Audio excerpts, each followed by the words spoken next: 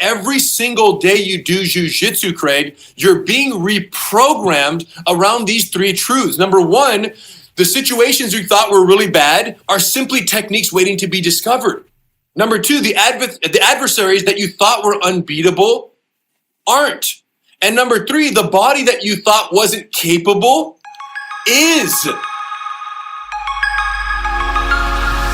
Hey, Rener, this is a dream come true for me. It's an honor to have you on the Craig Groeschel Leadership Podcast. Thank you, man. Congrats on all the great work. Honor to be here. Thank you. And congrats on your blue belt in jiu-jitsu. Hey, I'm telling you, you are one of my coaches, whether you know it or not. I'm one of the guys that trains in what you might call a Gracie garage. I am actually holding your book, The 32 Principles of Harnessing the Power of Jiu-Jitsu to Succeed in Business, Relationships, and Life. And so I was a consumer of your video product before you came out with the book. And so we've been learning from you for quite a while. And it's a real honor to have you on the podcast. I was talking to some people earlier and telling them I was going to interview you. And I said, okay, let's take soccer, or some people around the world would call it football. You got Messi. Let's take basketball. They might argue between Jordan or LeBron. I said, when it comes to jiu-jitsu, if there's any argument, it's between Gracie or Gracie or Gracie or Gracie. You are up at the very, very, very top of the elite athletes, and not just practitioners, but trainers, disciplers, coaches. And so for anybody that's listening that doesn't know about jiu-jitsu, let's start there. How would you explain the art of the sport of jiu-jitsu? Well, just to give a brief framework, because the Gracie family is massive. The only thing they do better than jiu-jitsu is reproduce. So there's way too many Gracies. And we're talking about, my grandfather had 9 children. His brother Carlos had 21 children. Between the two of them, 105 grandchildren. And that's where I fall in. And then we have our own kids. So the great-grandchildren now, they're all over the place. Too many to keep track of. So it's this massive family of fighters, of jiu-jitsu practitioners, dating back to the early 1900s in Brazil. And what ended up happening is my grandfather and his brother Carlos learned this as a young men in Brazil, and they learned Japanese jiu-jitsu. They began adapting the techniques to accommodate their frail physiques.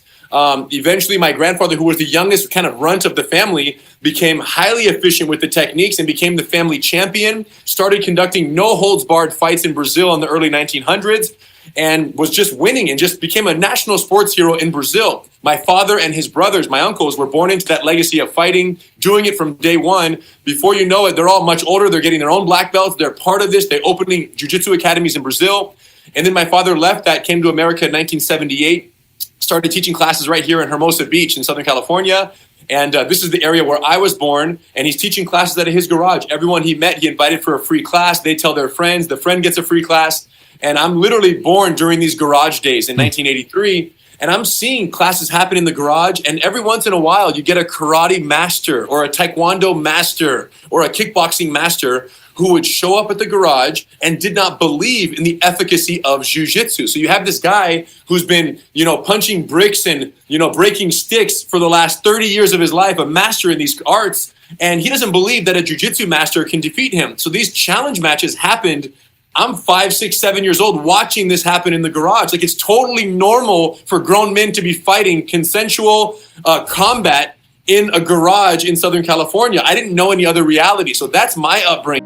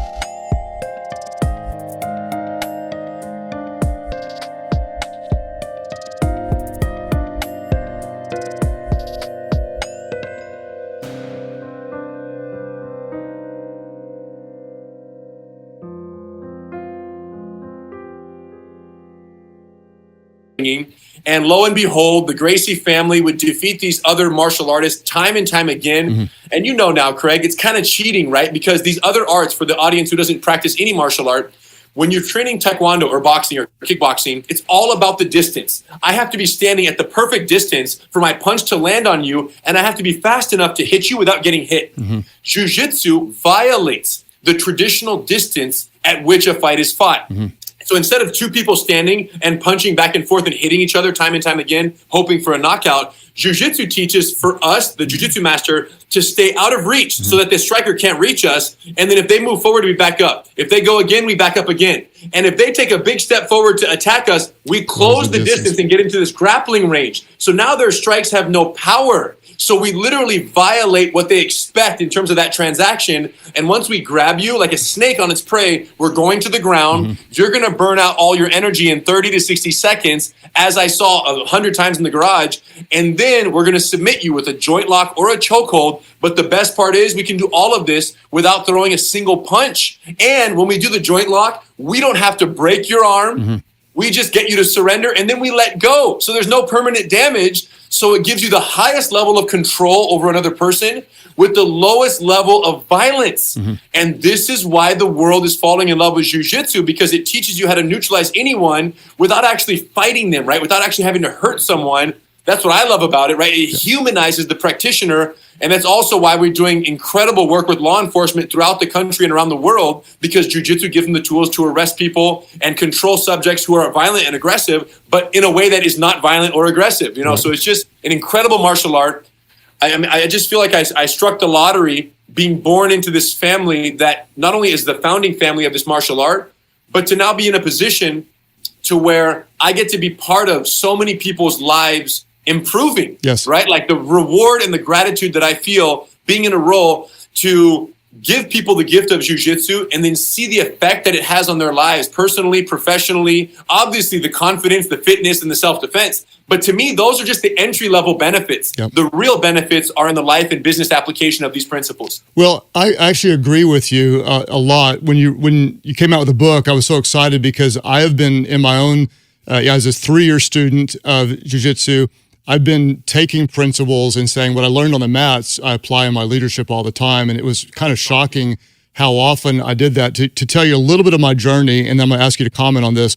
I've been leading this organization for almost 28 years and going really strong, high growth, a lot of pressure. And about 4 years ago, I kind of started to hit a little bit of a wall and was burning out. So I started working with a performance psychologist, and he gave me an assignment to go find 30 different things that were new, kind of high adrenaline and risky for my personality, and he wanted me to try them. Well, I ended up picking 2. One, I became a private pilot, and then I got my instrument rating, so I started that at the age of 52. And the other thing I tried was Jiu-Jitsu, because I had always wanted to try, but Rener, I thought, man, I'm too old, and then I got older, and I'm way too old. And when I got on the mats, 2 things happened. And I want you to comment about this, because I think this really applies to any leader that wants to get better. The first thing that happened is I got humbled so fast because I was a collegiate athlete. I'm bigger and stronger than a lot of people.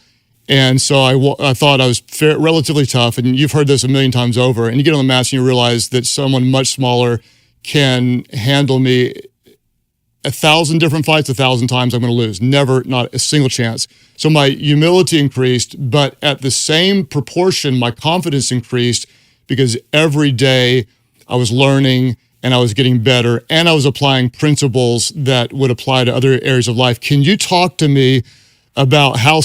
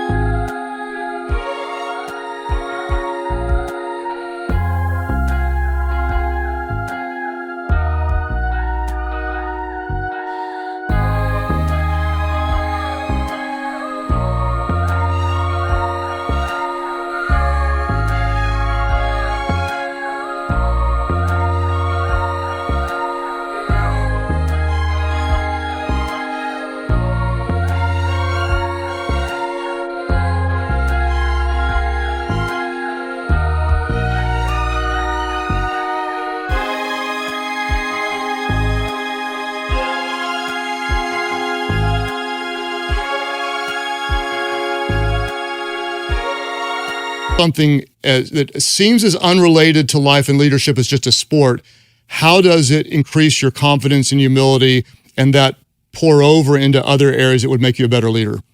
Jiu-jitsu is so addicting because it changes the operating system, not just fighting operating system, but their life operating system of the practitioner more profoundly and in less time than any other activity we know of, right? And you alluded to this when you talked about your humble introduction to the art. But really, I think there are three major psychological impacts that the practice of jiu-jitsu has on the practitioner. How you face problems, how you face people, and how you face yourself. Now, conventionally, if you think of a fight, right, in terms of how you face problems, when you think of a generic street fight, if I were doing jiu-jitsu in this room right now that I'm sitting in, and you were to bring in someone from the street and just let them walk in and observe what's happening, and let's say I was in the bottom of the fight, and someone were to walk in and see me underneath my opponent, we both know, Craig, that the person who walks in would automatically infer that I'm losing the fight because I was on the bottom of the fight. Now, in jiu-jitsu, not only is this not true, but in many senses, the exact opposite is true. I'm winning on the bottom of the fight. People talk about jiu-jitsu helping you become comfortable in uncomfortable situations, right? You've heard this term before.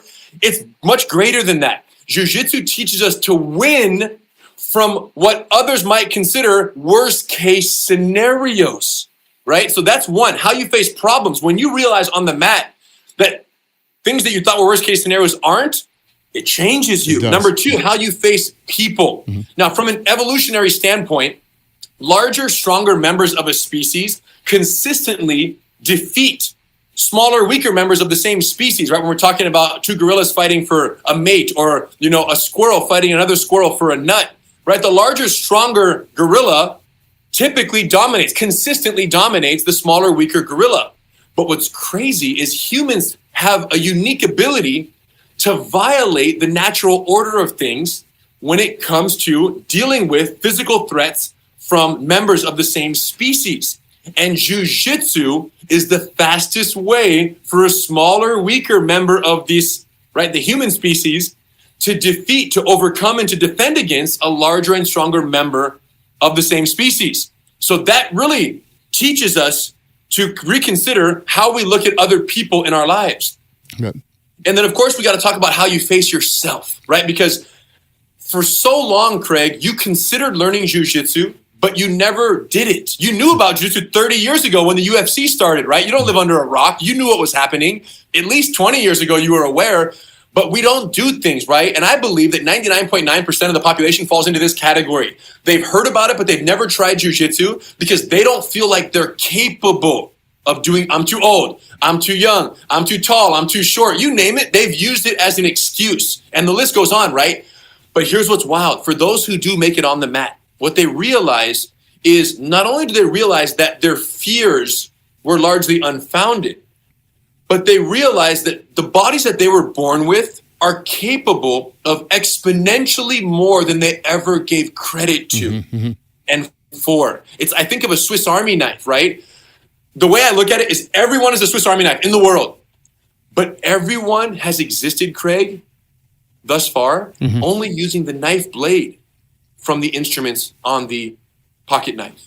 When in fact, there are, right, 30 plus instruments, right? The magnifying glass, the nail file, the scissors, the saw, the Phillips head screwdriver, the tweezers. There's so many other tools that this instrument is capable of, but humans exist only with the knife function. And because it cuts things, they go, okay, I'm using my Swiss Army knife. And what I'm here to say is you haven't even come close to tapping into the potential of your body, yourself, your capability physically, until you learn jiu-jitsu and learn how much more your body is capable of than what you ever gave it credit for. So if you think about it in that sense, every single day you do jiu-jitsu, Craig, you're being reprogrammed around these three truths. Number one, the situations you thought were really bad are simply techniques waiting to be discovered. Number two, the adversaries that you thought were unbeatable aren't. And number three, the body that you thought wasn't capable is. And if you ask me, this is why jiu-jitsu is so addicting. On a side note, I want to say just to our community, whatever you lead, if you could get 1/10 as excited about it as Rener is about jiu-jitsu, you're going to be better at what you do. So your passion is contagious. It's trademark. It's called, Craig, it's called the Henergy. Right? And we haven't found a way to bottle it yet, but it's amazing. And I'll just tell you what, when we talk about people's quality of life, being a function of the impact and the service that they provide to others, right? Much like you and all the great work you're doing at the church. For me, like, this is my church, and that is my service. The quality of life, the improvement in the quality of life I can provide people through jiu-jitsu. And I feel like anyone who's having the impact on other lives to the extent that I've been privileged to have, they would have the same energy every single day. And this is without any coffee, without any drugs, without any stimulants. I wake up like this and I go to bed like this because my life is only so long and there's only so much impact I can have. And I'm like, just give me more time and give me more hours, because there's nothing more rewarding than to know that you're having a positive impact on people's lives, and that you're in their testimonial for when they made the switch from being blind to seeing the world for what it is and seeing their opportunity fully. Well, I love the way you just care about people, and you'll take someone that was bullied and bring them in and train them and help them learn how to defend themselves and grow in confidence. Or you'll take people from the police force that maybe don't have even as much hand-to-hand combat training as we would hope they would, and you'll offer services to them to help them get better. So I love your heart for people. Two things you said I wanted to highlight, Rener. You talked about just that your body is capable of more. The way I always explained it, years ago, I had this guy who was kind of like you. He was an expert in his field. He had me hold my breath, and I could do it for about a minute one time.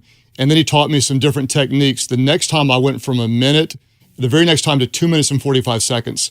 And what he said to me is, he said, your mind doesn't understand what your body is capable of. And I never will forget that, and I've learned that in jiu-jitsu as well. I mean, I'm 55 years old, and I am way more capable before, and flexible and confident. And if I go to the ground with somebody, I've been there this morning, and so it changes. But in leadership, I just want to say to our community that your body is capable more than your mind understands, that you can do more. And you talked about the connections. I see this in life and leadership in jiu-jitsu. Yeah, I'm a blue belt, so that's kind of like an advanced beginner, still a beginner. But you start to see how things tie together. In my work, we have 45 different church locations that we oversee. I can walk into one, it's the same building, same people, same systems, and within 5 minutes, conversations connect. What you hear tells you something, what you don't hear, what you see, what you don't see. And I think that's one of the things that jiu-jitsu teaches you to do, is connect principles that could help you lead better. I want to talk about one of the principles in here. We did this early on in my garage studying. It's the principle of detachment. Can you tell me a little bit, how does that work in life and leadership? How does that apply? Yeah, so just for the audience out there, the detachment principle as defined is recognizing when holding on does more harm than good, and when letting go does more good than imagined, right? So this is true in life and in leadership. Now, in the jiu-jitsu application, right, there are techniques that are applied as a function of my control, or a function of me getting a hold of someone and connecting to them. But just as important as it is to know when to connect, it's equally important to know when to detach for your own benefit. And there are many techniques where, by me choosing to detach at the right time, I can begin to prepare for what comes next. And that's what's so important about this detachment principle, is that you can't start focusing on what lies ahead unless you detach from what was already past and is no longer relevant in a situation. The person who can detach from the present, right, inevitability, and begin focusing their efforts on the outcome, is going to be better prepared for that outcome. And for many leaders, the challenge is often their inability to detach their ego and their pride, right, to something that was. You have to know when to let go and say, hey, I got to move on and I got to switch, right? I got to carry the information and the knowledge that I gained from this experience and this interaction. I have to apply that forward to the next initiative, but I do have to let go, right? In order to climb the rope, you must let go of the rope, right? You have to detach your grip and you have to climb and you have to detach it, because if you're holding on with a death grip, And this will often explain why, in times of challenge or in times of adversity, some people thrive and some people struggle and drown, right? Because we talk about their ability to detach and to seize a new opportunity when it presents itself. But for many leaders, that's a challenge because they're so either emotionally or financially or invested in any way, shape, or form. If you can get yourself to detach and say, nope, I lost the arm bar. Let me focus on the triangle choke application right here. If you can do that, then I think you're going to have a much brighter future as a leader. I think that's super important for leaders because, Rener, like a lot of times we can be too controlling, and there might be some part of our organization that we're just hanging on to. And I tell leaders that you can have control or you can have growth, but you can't have both. If you try to over-control, you'll actually become the limit or the lid to the organization if you don't trust other people.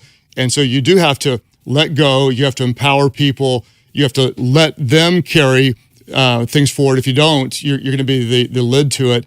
And that's what I like about, like you just gave a very, very visual image. This morning, I was working on your the triangle principle. I was watching your video, and you had the little the triangle. You're an incredibly visual teacher with great intentionality. In order to climb the rope, you have to let go. I'm curious to get a little bit behind the scenes in how you think. If you're one of the greatest coaches in the world, how do you lead people to an outcome? What goes through your mind to be a great teacher? You're not just a world-class practitioner, but you're a great teacher. Talk to me about how we can grow in our ability to teach and lead people. What goes through your mind to be a great teacher? Thanks for that, Craig. Yeah, so I think that my greatest asset as a teacher of so many people, of such a broad, I teach UFC fighters and I teach bullied women and children and Navy SEALs and business executives. So I teach everyone. And I think one of my greatest gifts is my ability to sit where they sit, right? To really empathize with the framework and the reality of the recipient of that information, right? So I'll put myself in their shoes quite effectively. In fact, in writing the book, when I met with the publishers, I said, hey, I have a great idea. I want to write a book about the 32 principles of jiu-jitsu applied to life and business. What do you think? They said, great, let's do it. I said, but I have one condition under which I will write this book and partner with you to publish it for the world. I said, jiu-jitsu is so visual that I need to be able to demonstrate physically and visually these techniques for the audience. So when I wrote the book, I said, you guys, I have a crazy idea. At the beginning of every chapter, you have to allow me to include a QR code that when scanned allows the reader, they scan. So tension principle, chapter 14, and they scan this, scan here to learn the combat application of the tension principle. So before they read about that, every single chapter, 32 chapters, 32 QR codes are included so the people can scan, and it pops up a 5-minute video where I and my brother teach the combat application in not exhaustive detail, but in clear enough detail to where we're not speaking some other language when you read the chapter. You understand what we're talking about.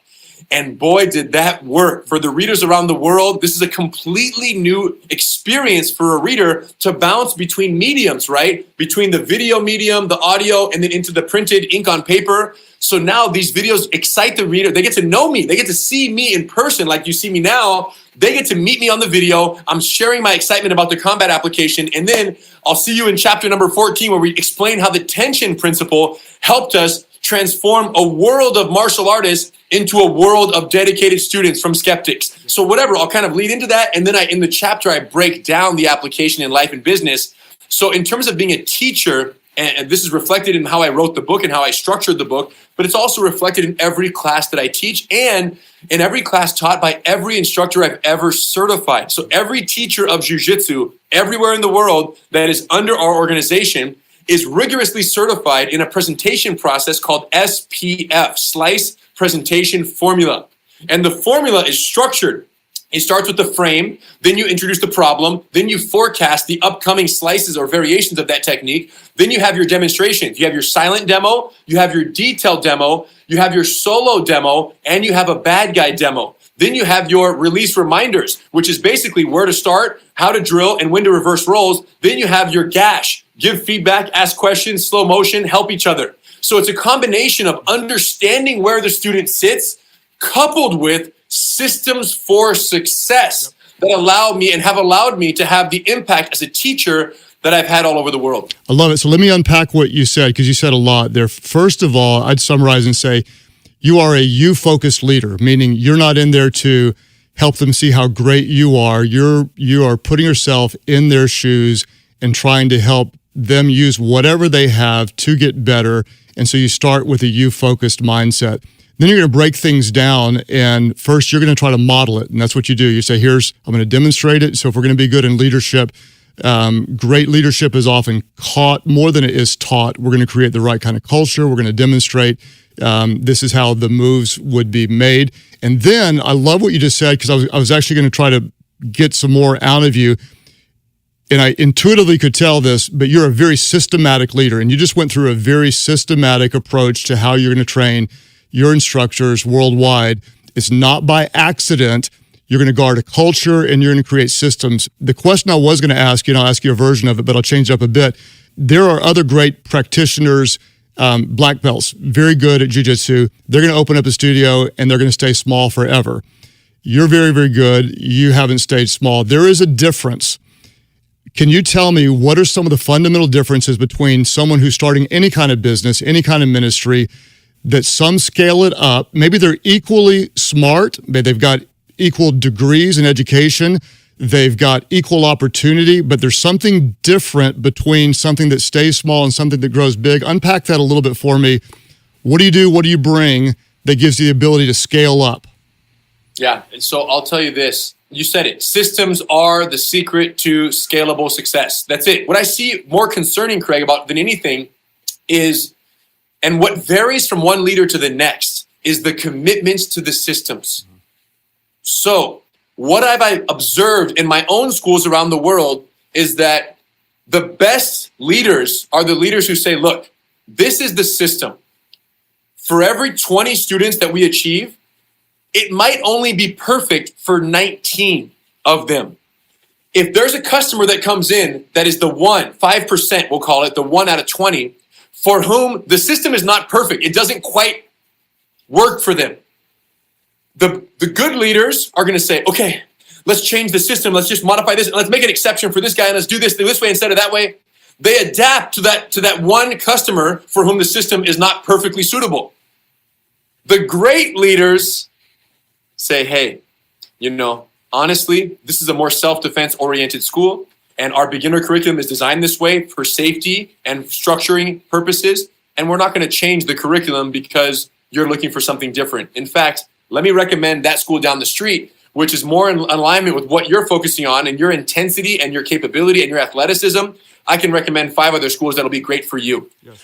But don't break the system. So the leaders who have the strongest spine and the strongest resolve and the strongest commitment to adhering to those systems with incredible loyalty, it's because they realize that their ability to grow their school is based on those systems, so they're loyal to the systems. And just to be clear, this doesn't mean that I'm not constantly looking for ways to take my 95% effectiveness ratio and turn it into 96 or 97 through changes gradual over time, but they're very carefully considered, and we always are going to consider all sides and all components. What I'm talking about, that's okay. Improvement is okay, right? Every large organization will improve over time or you die. What I'm saying is, don't violate your systems on a whim because you want to accommodate everyone. Instead, realize that, listen, what you offer doesn't have to be right for everyone. It just has to be right for 95%. And you got a great business model, and just stick to the systems. Yeah, so this is brilliant. And I want to, just in case I've got a listener that says, well, what exactly is a system?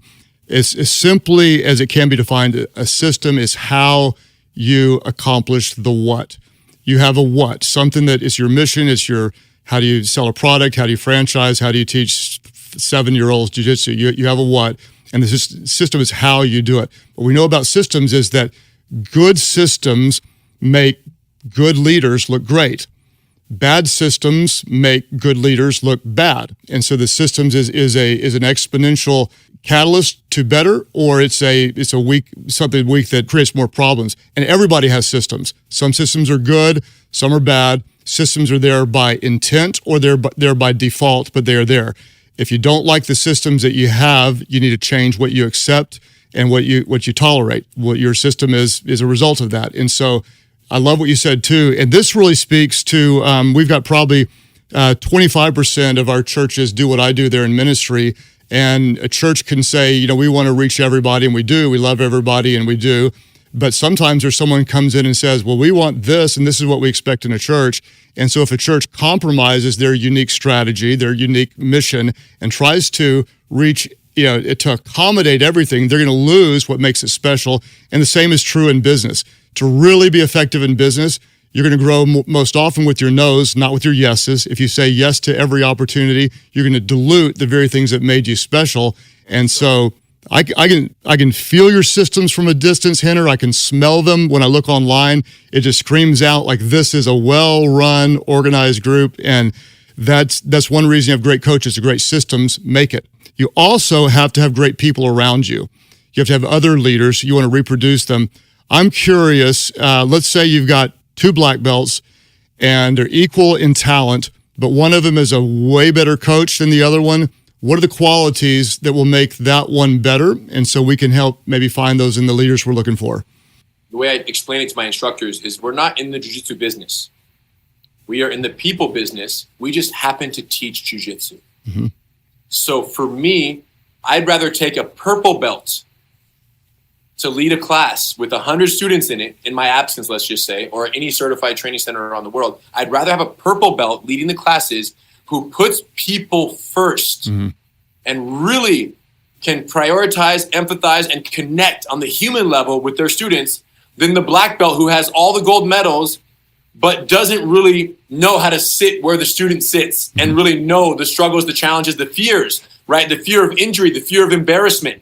Sometimes you have a black belt champion who doesn't remember what it's like to be a white belt because that was 30 years ago for them. So they don't empathize with that reality for the student. But a purple belt, or sometimes even a blue belt, who we've had teach jiu-jitsu at certain schools around the world, level 1 certified training centers, I have blue belts who are amazing instructors because a year ago, they were a white belt. So they empathize with that white belt better than some black belts around the world. And they have, and the irony is, and this is not just my assessment, or this is not just my anecdotal kind of arbitrary assessment.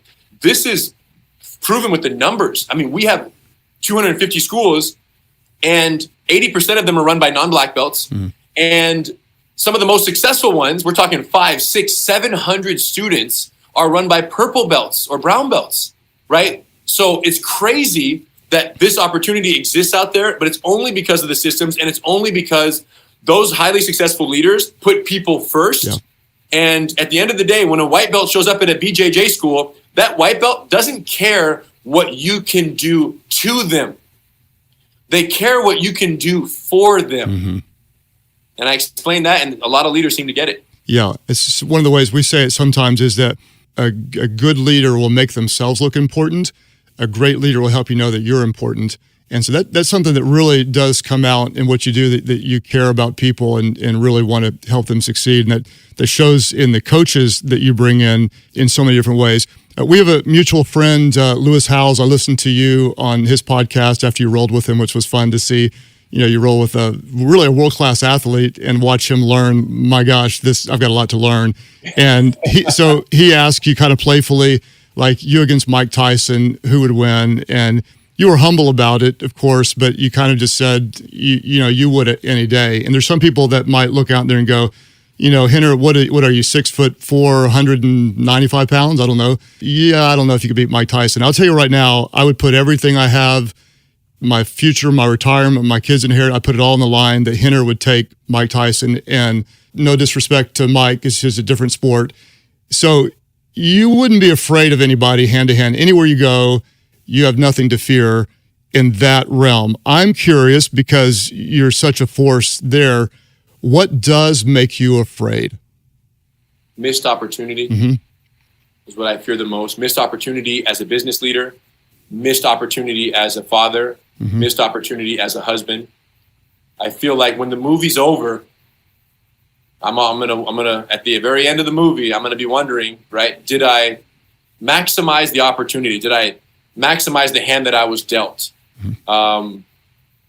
And every day I'm asking those questions, and it's a struggle, right? Because we're running, CEO of 3 different businesses, a jiu-jitsu teacher, a father, a husband, and every day I have to say a lot of no's to get the yeses that I need for that particular day. Mm-hmm. So I'm always kind of living in the balance of like, man, am I doing the right amount of each thing?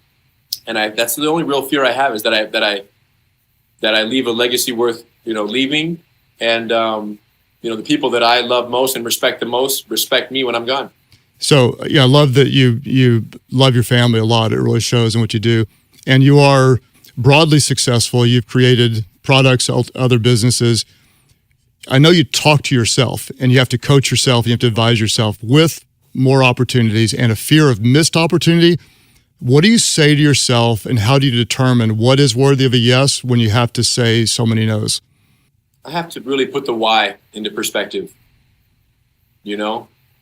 And, when I say yes to something, I better be crystal clear on the why I'm saying yes to that. And I think I do a good job of that.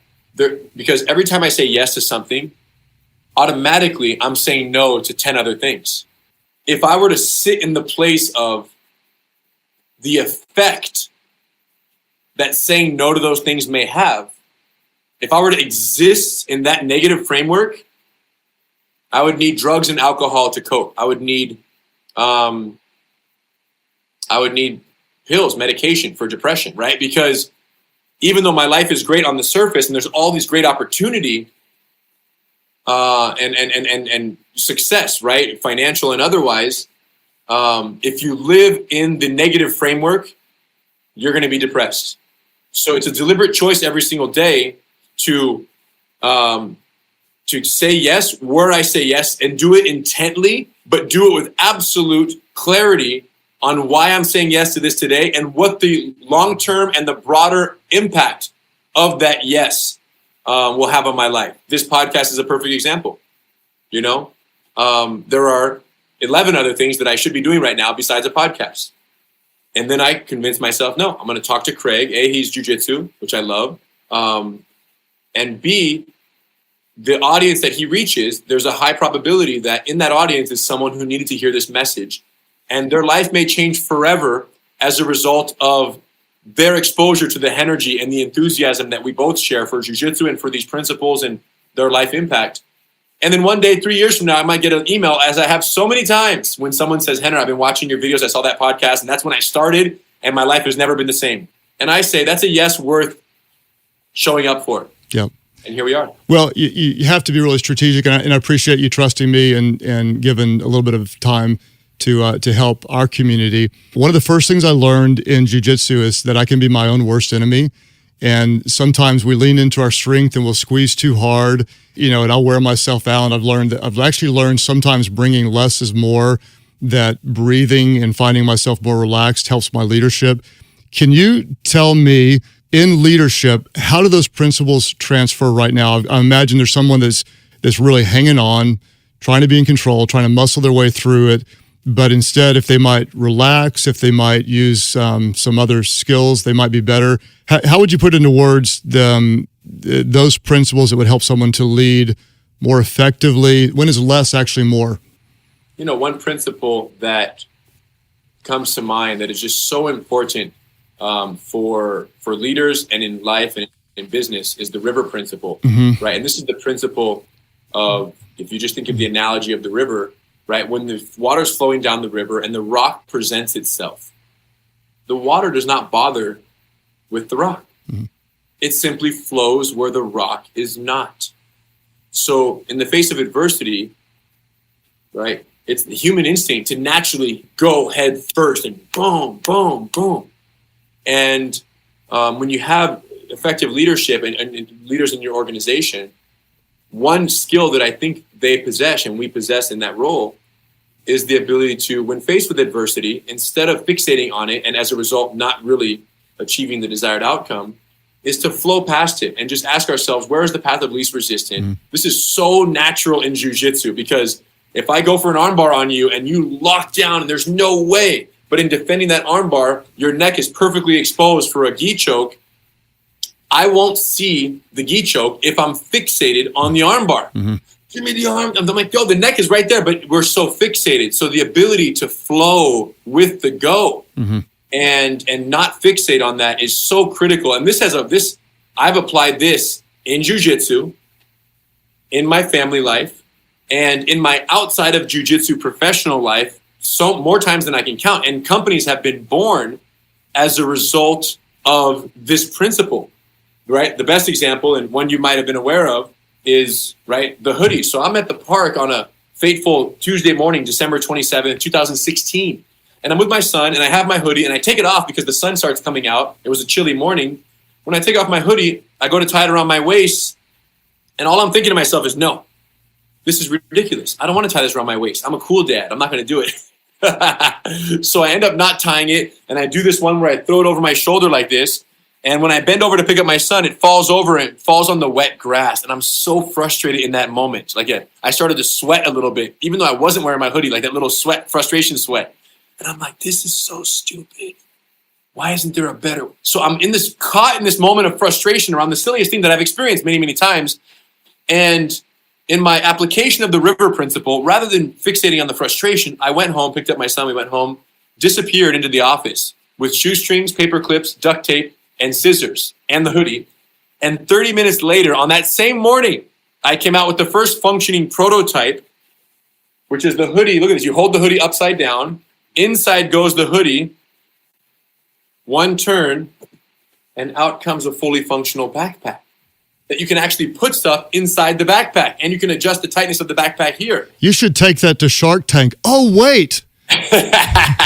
You already did. So what's crazy is I invent this thing, and one, you go ahead, count to 3, and it's already back to a hoodie. And all it is, Craig, is if you look, I don't know if you have a quick flip, but if you look inside, it's just this hidden pouch, right, that you don't see on the exterior, but on the interior, literally, it's just the strings are in. So when you reach your hand in and pull it, the hoodie's gone and the backpack comes out to play in the sun. So here's what's wild. I'm not an apparel guy. I'm a jiu-jitsu master. I'm at the park with my son, get frustrated, and a company is born. I made a few videos. Shark Tank saw the videos that went viral on the quick flip, and they called me to go on Shark Tank. So I go there, do a deal with Lori, offers from Lori, Kevin, and Robert. Craziest episode ever. Super energized jiu-jitsu and quick flip, and they're loving it. After that, organizations, corporations, Google, Intel, AI, Amazon, start reaching out. Warner Brothers, production companies, and they want to do custom wholesale, right? Quick flips for their organizations. And then Disneyland calls, and we're doing the quick flip for the Avengers campus. In goes your Avengers hoodie, one turn, out comes your Avengers backpack, fully sublimated logo with the applique patch on there. So all by accident, when you embody the principles of jiu-jitsu, and when you see moments of frustration as opportunities for creation. And that's really the essence of the river principle. So when you talk about leaders and their ability to lead, I think this is one of the core principles they must have. When they see adversity, detach your ego. I could care less. Let's get right to work. What's the opportunity? Where's the path of least resistance? Where's the most efficient way to submit my opponent in this fight? I don't care that I lost the armbar. I'll take the choke if that's what's available. And every time you practice, as you well know, this is reinforced in you time and time again. So you become so good at becoming adaptive, innovative, and at really seeing every problem as a technique waiting to be discovered. Mm-hmm. That to me is the beauty of jiu-jitsu and what all of these principles empower the leader to do. I like the way you said that the problem is an opportunity for a technique. I always just say, a problem is an opportunity for a solution. And you kind of said you accidentally stumbled upon it. And I like that because you're flowing with what comes your way. You probably accidentally stumbled upon a neck problem on an airplane one time too, because you created a product based on that. And then, but I want to say this, and it's a compliment. It's not like a shot at you, but there's intentionality to it, meaning you have every product right there in front of you. In case we come across it, you're not going to miss a chance to talk about it. And so there's both you're reading what's in front of you, and you're prepared to see opportunities that don't yet exist.